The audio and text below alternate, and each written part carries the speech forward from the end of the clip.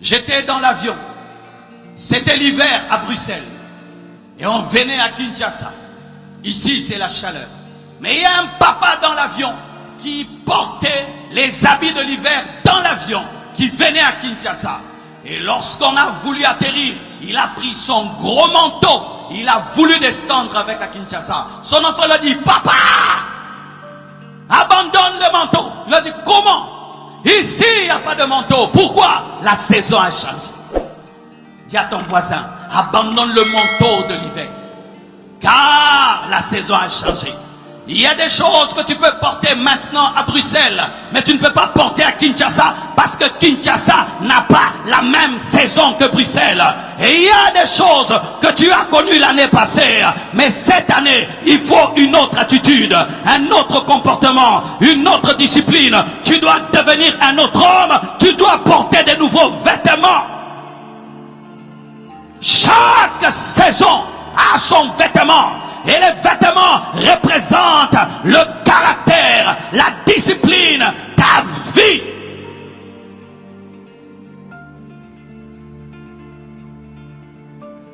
Si je porte les habits de l'hiver en été, on va dire que je suis fou.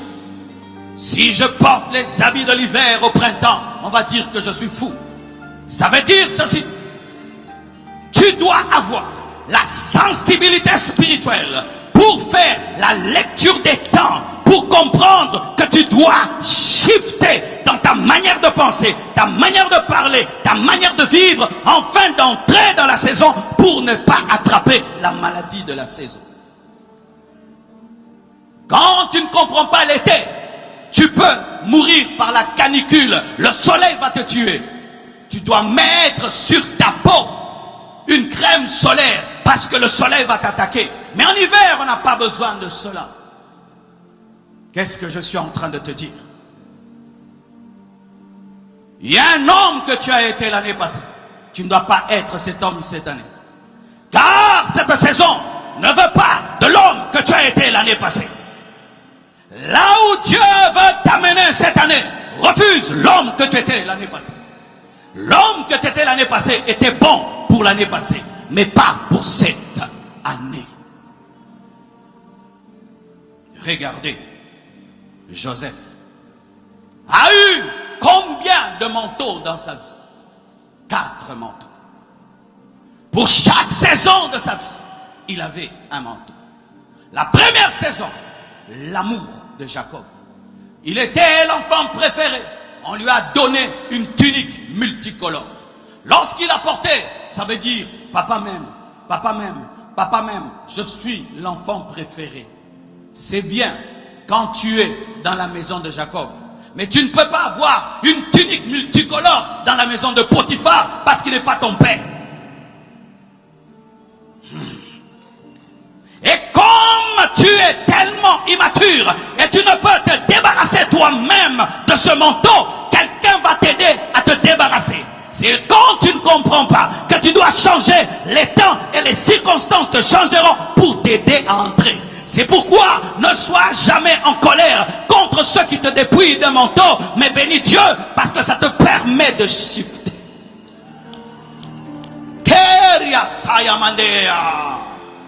Lorsque tu entres dans un restaurant chic, les gens viennent vers ton manteau. Ils te disent, monsieur, est-ce que je peux prendre votre manteau? Pourquoi? Parce que vous ne pouvez pas manger avec votre manteau. Et des fois, il y a des circonstances qui te disent, monsieur, est-ce que je peux m'occuper de ton caractère? Parce que ce caractère ne peut pas s'asseoir et manger. Ça s'appelle le brisement. Ça s'appelle le brisement. J'aimerais t'annoncer, des dépouilleurs de manteaux vont venir vers toi, afin que tu entres dans ta destinée.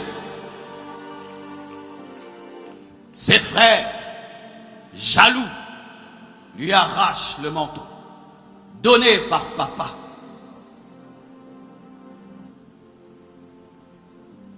Ils mettent le sang d'un animal sur ce manteau, afin de dire à papa qu'il est mort. Et il va dans la maison de Potiphar. On lui donne un autre manteau. Le manteau de l'intendant, le manteau de l'esclave. Mais un jour, la femme de Potiphar tombe amoureuse de lui. Et elle prend encore le manteau de Potiphar. Il y aura toujours quelqu'un qui te prendra le manteau pour que tu entres dans une autre saison. Parce qu'on n'entre pas avec le manteau de Potiphar en prison. Je suis en train de parler à un homme. Il y a des gens qui seront durs avec toi cette année. Ce n'est pas qu'ils sont démoniaques. Ils ont une mission de t'arracher le manteau parce que tu dois évoluer. Ils vont te rendre doux. Ils vont te donner la douceur parce que la saison qui arrive, c'est par la douceur que tu vas devenir grand. Ils vont t'enlever l'orgueil parce que c'est par l'humilité que tu vas monter. Il y a quelqu'un qui est en train de venir pour t'enlever le manteau de l'orgueil, pour t'enlever quelque chose afin de te transformer. On le jette en prison. Mais en prison, il n'était pas nu. Il avait aussi un habit de prisonnier. Avec cet habit de prisonnier, il prophétise, il interprète les songes des autres, du panetier de les chansons. Mais un jour, un problème se créera et ce sera toi qui seras la solution. Un jour, dans le palais royal, il y aura un trou.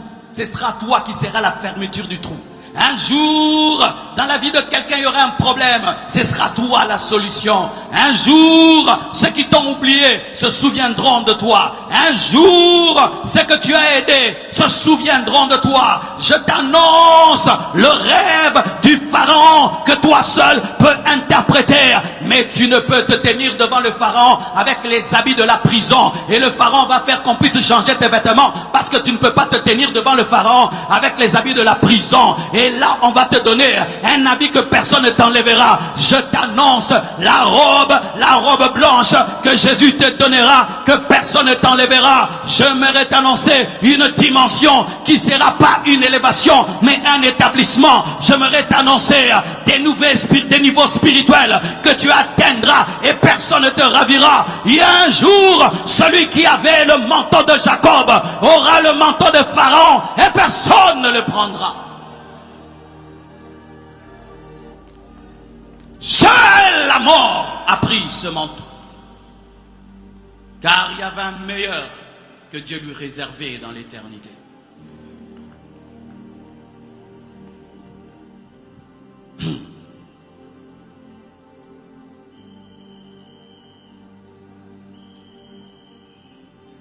Frère, un homme en matière de manteau a bouleversé mon esprit. Vous le connaissez. Il s'appelait Bartimée. Bartimée avait un manteau. Ce manteau n'était pas qu'un manteau. C'était sa banque. C'était sa caisse. C'est là qu'il gardait le pain qu'on lui donnait, l'argent qu'on lui donnait. Il a fait quelque chose lorsqu'il a crié: Jésus, fils de David, aie pitié de moi. Jésus s'arrête, se tourne et il appelle. La Bible nous dit qu'on appelle Bartimée. Avant même qu'il ne voie, qu'est-ce qu'il fait? Il jette le manteau du mendiant et de l'aveugle alors qu'il est mendiant et aveugle. Donne-moi la main que j'explique. Donne-moi la main que j'explique. N'attends pas changer pour changer. N'attends pas voir pour changer. N'attends pas être béni pour jeter. N'attends pas être transformé pour jeter les choses présentes. N'attends pas voir pour changer. Avant de devenir riche, tu dois avoir l'attitude d'un riche. Avant de devenir un grand homme de Dieu, tu dois avoir la discipline d'un grand homme de Dieu. Avant que Dieu ne fasse ce qu'il a promis, tu dois te comporter comme s'il l'a déjà fait. C'est pourquoi Abraham a changé le nom avant même qu'il n'ait un enfant. C'est pourquoi Sarah a changé le nom avant d'avoir un enfant. Si tu crois que cette année est une nouvelle saison, tu dois démontrer la nouvelle saison avant la saison pour que la saison vienne. Si tu crois que tu ne seras plus aveugle, tu dois te dépouiller de ton manteau. C'est alors que le miracle aura lieu. Tu dois montrer à Jésus que tu crois que tu ne vas plus mendier, que tu crois que tu vas voir alors que tu ne vois pas. Donne-moi un amen.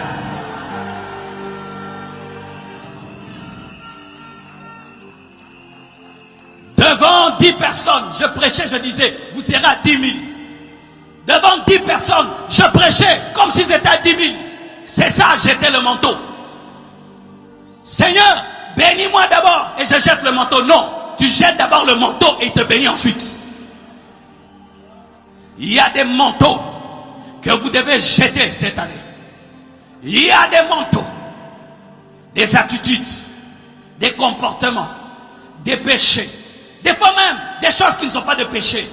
Tu quittes une entreprise pour commencer ton entreprise, mais tu n'as pas de salaire et tu auras le salaire qui sera payé par toi-même, le PDG.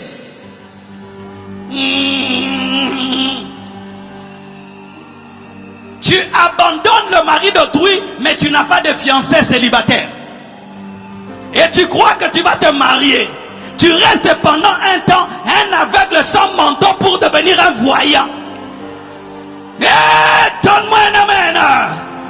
Dans chaque saison, il y aura de la folie. Dans chaque saison, il y aura de la folie. Cette année, tu dois faire une folie. Cette année, tu dois faire une folie. Cette année, tu dois faire une folie. Cette année, Bartimée, jette le manteau.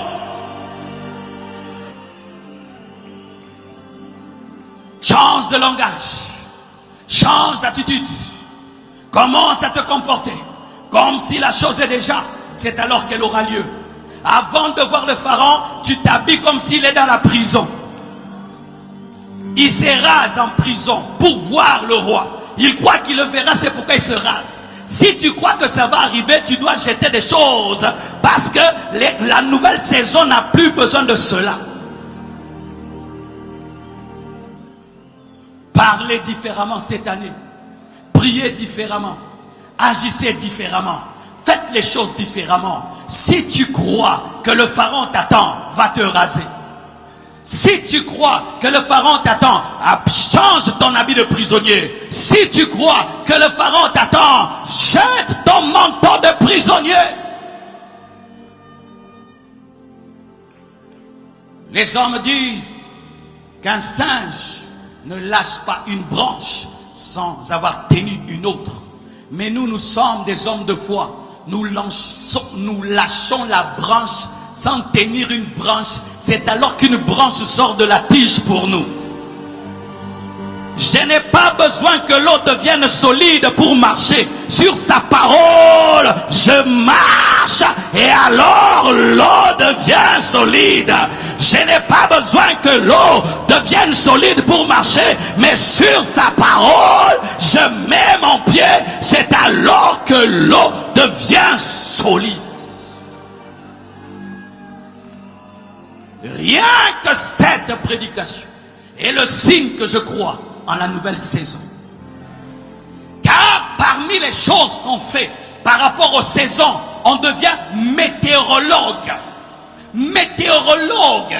Vous connaissez la météorologie. Ce sont des gens qui annoncent des choses qui ne sont pas comme si elles étaient. Et ils se tiennent devant un écran. Dans 2 jours, il y aura la pluie. Et qui a regardé la météo aujourd'hui? Et ça t'a dit qu'il n'y aura pas la pluie. C'est pourquoi tu es venu sans parapluie. Regardez la météo du ciel. Regardez la météo spirituelle. Et jette ton parapluie. Parce que la météo dit qu'il n'y aura pas de pluie. Tu n'as pas besoin de voir. Tu as besoin de consulter seulement Google Earth. Et tu crois que tu n'as pas besoin de parapluie. Mais moi aussi je consulte Google spirituel. Et je crois que je n'ai pas besoin de l'ancien Marcelo en 2025. Cette année, je serai un nouveau pasteur. Cette année, je serai un nouveau pasteur. Annonce les choses avant qu'elles n'arrivent, elles arriveront. Comporte-toi comme si une chose est faite, elle se fera.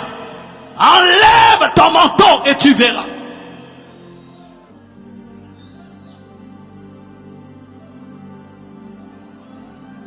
Si tu vas jouer au football, quand est-ce que tu prends les vêtements du football? Sur le terrain ou à la maison? Où? Où? À la maison. Certains déjà à la maison ils portent les bottines, n'est-ce pas? À la maison ils portent déjà la culotte, n'est-ce pas? Mais est-ce qu'il y a les terrains de football chez toi?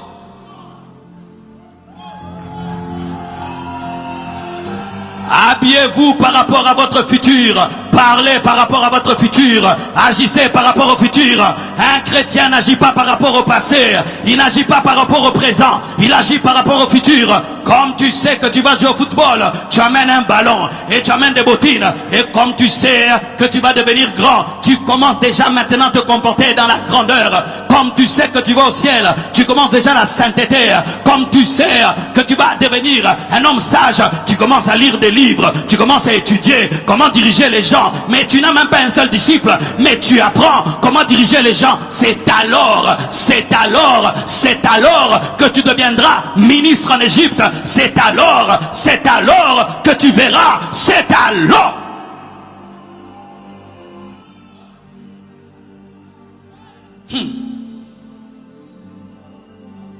Si aujourd'hui j'avais prêché avec les vêtements que je portais à Bruxelles, j'allais transpirer gravis. Et vous allez dire que je suis fou, vrai ou faux? Mais est-ce que ces habits, c'est de la folie? Pourquoi vous direz que je suis fou? Parce que je suis déphasé par rapport à la saison. Lorsque tu es déphasé par rapport à la saison, tu entres dans la folie. Certains, c'est le temps pour vous de quitter vos parents.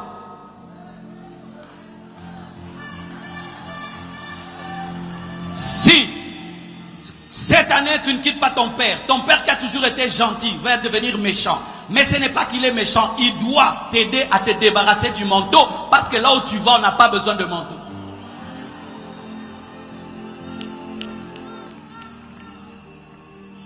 Cette année, ta fiancée a Obo et Ao. Parce que Dieu t'avait déjà dit qu'elle n'est pas la femme de ta vie, mais tu insistes. Comme toi, tu n'as pas la force de l'abandonner, c'est elle qui t'abandonnera cette année. Le manteau te quittera. Le manteau te quittera. Car on n'ajoute pas un manteau sur un autre manteau. Il faut que tu sois dépouillé pour être revêtu. Il faut que tu sois dépouillé pour être revêtu. Et Dieu va te dépouiller de force parce qu'il t'aime de la même manière qu'il a sorti Lot de Sodome et Gomorrhe de force. Il te sortira de force parce que ta destinée, dans ta destinée, il y a la destinée des autres. J'aimerais terminer. Si Joseph n'était pas devenu ministre, qu'est-ce qu'il y aurait eu? Souvent, on ne pense pas à ça. Imaginez que Joseph ne soit pas devenu ce qu'il devait devenir. Jacob allait mourir de faim. Judas allait mourir de faim. Lévi allait mourir de faim. Parce qu'il faut que Joseph devienne ministre pour qu'il y ait Goshen. Et c'est Goshen qui nourrit Judas et qui nourrit Lévi. Si Lévi meurt, comment Moïse va naître? Si Judas meurt, comment David va naître? Et comment Salomon va naître? Et comment Jésus sera appelé? Le fils de David. Et le lion de la tribu de Judas. Tu dois réussir. Tu dois atteindre le but de ta destinée. Parce que ce n'est pas seulement ta destinée. C'est la destinée de Lévi. C'est la destinée de Judas. C'est la destinée de ton père, de ta mère, de tes frères, de tes sœurs, du Congo, de l'Afrique, des extrémités de la terre. Je dois devenir l'homme de Dieu que je dois devenir cette année. Pas seulement pour moi, pour la compassion, pour le Congo, pour la francophonie, pour l'anglophonie. Je dois prêcher en anglais. Pour eux, je dois devenir.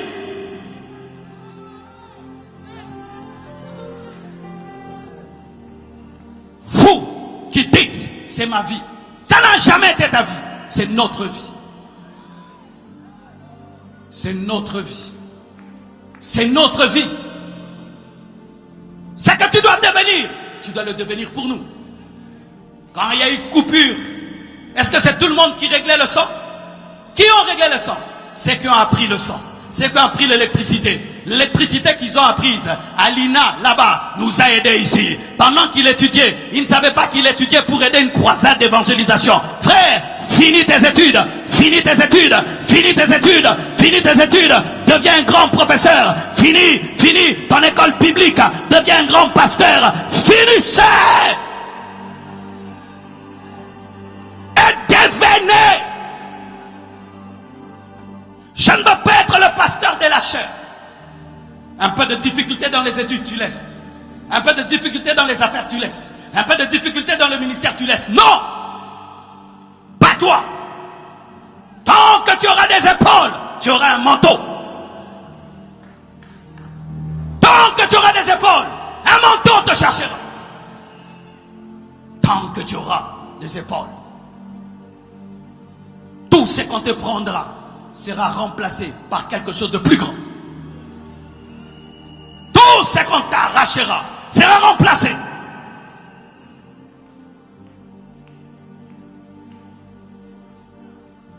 Frères et sœurs, enfin de finir, cette année 2025 annonce une saison spirituelle. Nous allons de plus en plus vers l'enlèvement de l'Église.